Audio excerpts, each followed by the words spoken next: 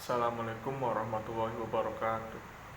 Saya Gustaman Aliana dari Prodi S1 Farmasi akan mempresentasikan tentang sejarah, definisi, ruang lingkup, dan cabang ilmu toksikologi. Sejarah toksikologi. Matteo Joseph Benaventura Orfila dikenal sebagai bapak toksikologi modern. Berasal dari Spanyol di Pulau Minorca yang hidup pada tahun 1787 sampai 1853. Orfila adalah orang pertama yang menjelaskan nilai pentingnya analisis kimia guna membuktikan bahwa simptomatologi yang ada berkaitan dengan adanya zat kimia dalam tubuh. Definisi toksikologi. Toksikologi berasal dari kata tok dalam bahasa Yunani berarti panah dan logos berarti ilmu. Toksikologi didefinisikan sebagai ilmu tentang aksi berbahaya zat kimia atas jaringan biologi. Ruang lingkup toksikologi. Pertama, lingkungan, yaitu menguraikan pemajanan, exposure, zat kimia khususnya pencemaran lingkungan, makanan, dan air yang tidak disengaja pada jaringan biologis khususnya manusia. Kedua, ekonomi, yaitu menguraikan pengaruh bahaya zat kimia yang sengaja diberikan pada jaringan biologi dengan maksud untuk mendapatkan pengaruh atau efek yang bermanfaat, misalnya obat.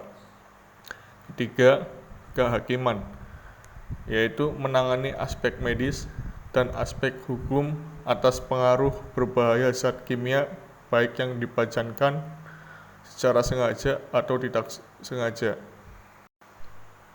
Cabang ilmu toksikologi. 1. Farmakotoksikologi.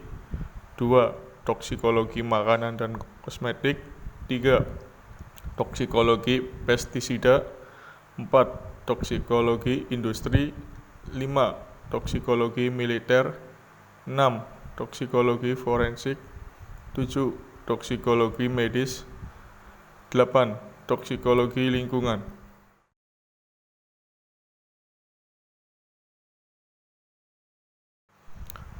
Toksikologi lingkungan.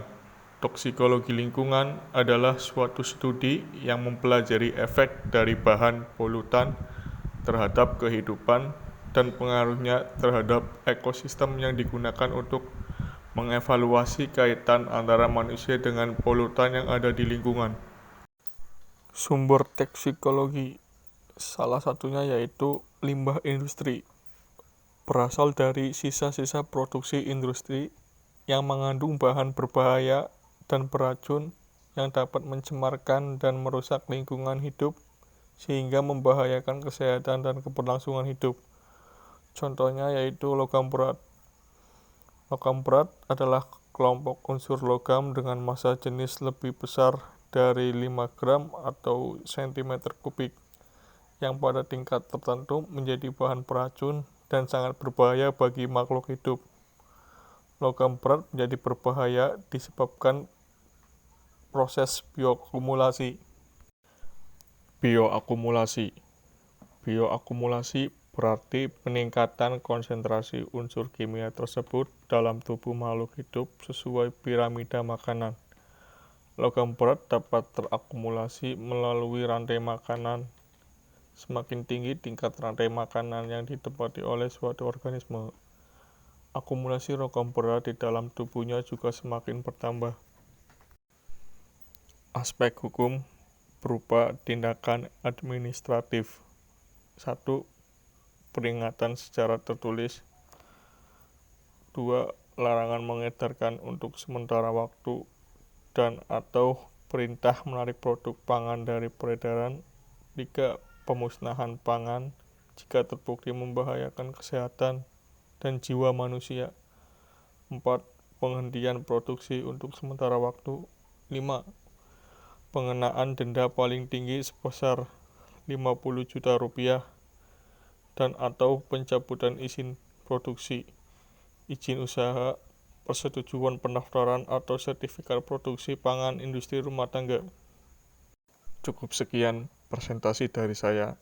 Kurang lebihnya mohon maaf. Wassalamualaikum warahmatullahi wabarakatuh.